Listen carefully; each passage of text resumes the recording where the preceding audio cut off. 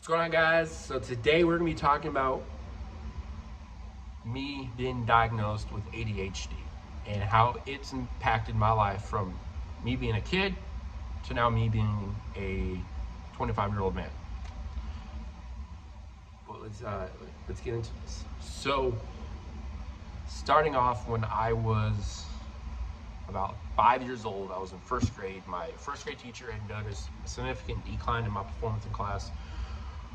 Noticed me not paying attention, doodling, goofing off in class, right? So she called my parents, told my parents about it. My mom and dad were called, and it was a repetitive thing. It kept happening over and over again. So my parents were like, all right, let's get him into the doctor to see what's going on with him.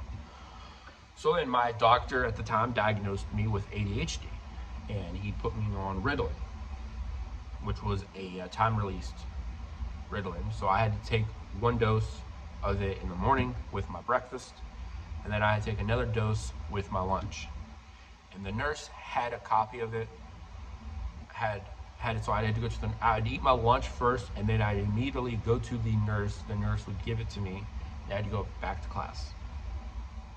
And it worked for a little bit, a couple months, and then it kind of stopped. It kind of stopped, and I reverted back to my old ways of being unfocused and stuff. And my parents were both very supportive with this once they found out. I mean, my dad was kind of old school with parenting up until he found out about my diagnosis. And he was very supportive, trying to do everything he could to, help me out, right? And so fast forward to elementary years, third grade through fifth grade, right? This is my third grade teacher noticed something kind of odd with me, something more. I wasn't socializing like I was supposed to with the other kids. I wasn't active in class projects, team activities. I wasn't very active in it, didn't want to partake in it. I kind of was to myself. And so my parents again got me into the doctor. The doctor's like, this is something out of my control, but I will put you in a referral with another doctor. And that doctor was about 400 miles away. So we made a 8-hour drive to see this doctor, and about 5.5 hours later, he was like, your son has high functioning autism, and told my parents that there's a good chance I could potentially never live on my own and never have a job or do anything in life, right? I would have to, be on Social Security, and, they would have to do everything for me. It's kind of what the doctor told my parents. And my dad is very competitive, right? He likes to always be improving and improving and improving, right? And my dad didn't take that too kindly. And my dad's been working very fucking hard with me, improving. And my mom, she did a fuck ton of research about autism and ADHD and how to, I guess, overcome the symptoms of both. And there wasn't really much that happened with me and AD, like anything new and significant between 5th grade and 6th grade. 7th grade, however, I was put on Ritalin. I was put on 72 or 56 milligrams Ritalin. I take it once a day. I take it first thing in the morning. It worked for about, a couple months. And then it kind of weared off. So my mom got me back in with the doctor. Doctor was like, all right, 72 milligrams now. 72 milligrams worked a little bit longer. Doctor didn't want to go higher than 72 milligrams because of the side effects. Side effects that I experienced was heartburn, dry mouth, and loss of appetite, and I couldn't go to sleep. So I was constantly up at night. My mom, to counteract that symptom, my mom would give me 6 milligrams of melatonin about 30 minutes before I would go to bed. And that would work, but I would also wake up in the middle of the night to go pee, because it does make me go pee a lot. So they got me off that, and I wasn't on ADHD medication for like a month or so. It was almost like a couple months. I was not on any ADHD medication, got it completely out of my system. And my mom started controlling it with a high protein, low carbohydrate diet. And she would throw in a little bit of caffeine as well, and noticed that helped better than the Ritalin or the Concerta had. But then, it worked for like the entire summer. It's like 4 months. It worked perfectly. And then school started up again, and my symptoms resurfaced. And so my mom got me back in with the doctor, and they got me on Adderall. And Adderall, it didn't even work for even a single period of time. My parents told me to give it because I kept complaining to them about headaches, dry mouth, depression, and anxiety. My depression was a lot higher. I started getting suicidal thoughts. I started my anxiety started to get out of control to where it was affecting me physically.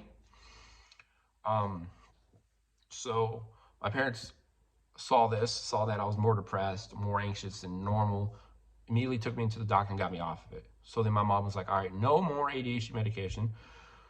So my mom specifically started, the diet way, the non-medication way with a high protein, low carb diet. And it worked for a little bit, right? It worked rest of high school, right? I graduated high school. I wasn't at the top of my class. I hated class, honestly. If any opportunity I had, I would skip class. I was in the bottom portion of my class. I think I graduated with a 2.1 GPA, which isn't good. I barely passed. Socially, I was lucky enough. I had a few friends that I'm still friends with today. Um, my good buddy Ethan, me and him have been friends for going on 20 years now. So I've known him most of my life. And then my other friend Austin, we met freshman year in high school and have been friends since. He currently doesn't live in the same state I live in. I live in Alaska, and he's all the way down south in Louisiana. But we're still friends. We still keep in contact on an occasion. Um, but socializing, interacting with people in high school was a fucking nightmare. I I couldn't do it to save my life, right? I was constantly bullied, verbally bullied. I was never physically bullied because I was, again, a bigger kid. I was one of the bigger ones in my class, height wise and weight wise. I'm 6 foot.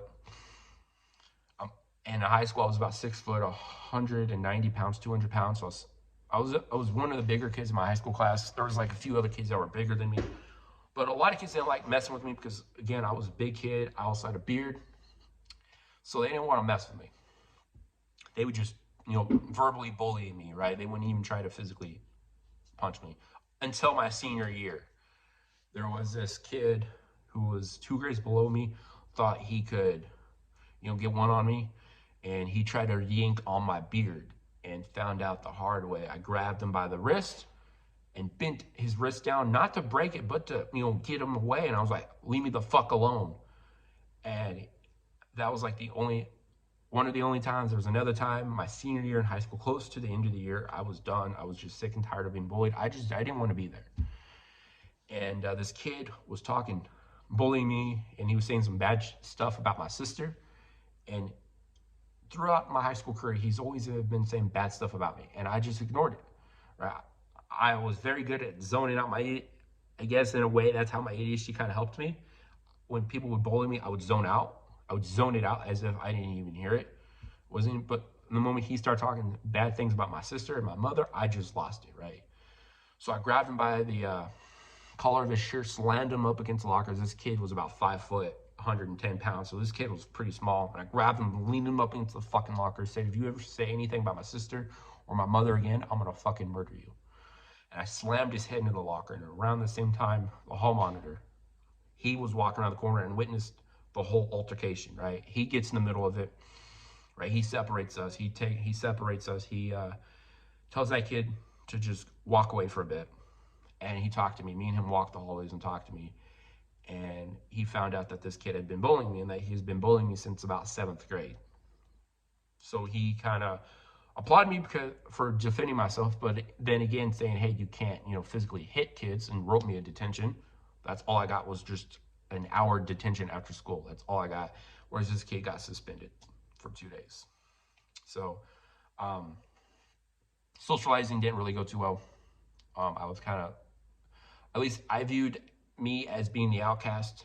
I was on the outside looking in. I was never invited to parties. I was never invited to gatherings, none of that stuff, until after high school when I started making more friends. Dating was a disaster as well. I had my first girlfriend sophomore year in high school. It was long distance. It was a long distance relationship with a girl I met off, I believe it was Instagram. She was in North Carolina. I was here in Alaska, and we just DM'd each other. And that relationship lasted 2 months, and then she broke up with me. I was single again for about another 5 months. Met another girl again off of Instagram. This girl now was in Alaska. She lived just down the street from where I lived. We dated about 3 months, and then she broke up with me. Or actually, I know I broke up with her because I met another girl that I went to high school with and started dating her. And then that relationship was very toxic. It only lasted about a month before I broke it off because it was very toxic. Uh, she would blackmail me. She would gaslight me. She would, emotionally abuse me, verbally abuse me, and I just didn't want to put up with it, right? And the first day at my junior year in high school, I walk in, and we have this beginning of the year assembly. I'm at the top of the bleachers. That's kind of where I've always sat at, top of the bleachers. My friends and I were there. I was talking with my buddies about what we were going to do after school because he wanted to go to the skate park after school. And I turned to go talk to my girlfriend, asked if she wanted to go, and there she was making out with another guy. So I didn't say, I just like, all right, whatever. I kind of got up and left the bleachers with my buddies and moved to a different part of the bleachers. And I didn't really get another girlfriend until later my junior year. About halfway through my junior year, I met this other chick who, it was kind of an interesting relationship, to say the least. We met through one of my other friends that I went to school with, knew this girl, and kind of put us together. We dated, I think, that December to that February, that March, and then we broke up because she was emotionally not there, emotionally unstable. If I wouldn't text her for like 5 minutes, she would lose her mind. If I didn't want to hang out, if I couldn't hang out with her because of life, she would also have a full-on panic attack, and it just got to the point I just couldn't take it anymore. So I broke up with her. That was a very much disaster. And then you fast forward to that March, I met my first serious girlfriend. We dated 2 years. She also had ADHD and oppositional defiant disorder, and both of them were untreated at the time, so you can only imagine how that went. It was a roller coaster, to say the least. There was very good moments in there where things were going perfect and you thought that, this is a girl for me, this is who I'm gonna marry. And then there was other times like, why am I even dating her? And it went like this for 2 years. We broke up December 6, 2017, which was about 6 years ago. And yeah, 6 years ago. And we broke up, and since then I've had one other serious relationship that was about 3 years ago. Since then I haven't really been in like serious relationships. I kind of had, like, I wouldn't even call them relationships, just little lust ships with girls here and there, but haven't really been committed in a relationship in 3 years. And to be honest with you guys, I haven't even been looking for a relationship. I've just been working on my ADHD. My autism, for the most part, is pretty much, I haven't been nipped in the butt. There are a few things that I do struggle with. Loud noises still bother me sometimes to an extent. I do listen to my music very loud. I also work in a very loud environment, and that doesn't really bother me as much. And I would have to say the main thing that is an issue in my life still is my focus, and I guess my executive functions. And probably the main executive function besides focusing and being present in the moment is time blindness. I struggle tremendously with time blindness, and I'm constantly late, usually about 5 minutes late to work every day. And my boss is aware that I have ADHD, and he's kind of chill. He doesn't say anything unless I'm over 5 minutes late. He does give me a buffer, which he doesn't give to everyone else. He does give me a buffer, which is nice. Part of the reason why I've been in this job for going on 6 years, even though I'm really not happy working there. It's not the kind of work that I want to do, but I did get this job right out of high school. My dad got this job for me. He knew someone who also had a son that works for this job in this company I work for, hires people that have disabilities. And so I was able to get in there and get this job. And working with ADHD is another struggle in its own and deserves another video. So if you guys want a video on that, make sure you hit the subscribe button. And we will go into make another video going in depth in each part of my life with ADHD and how it affected me and how I overcame it. But that's all we got time for today. If you guys haven't already, go ahead and hit the subscribe button. If you like this video and got some insight or entertainment from it, make sure you hit the like button. But I'll see you guys later. Peace.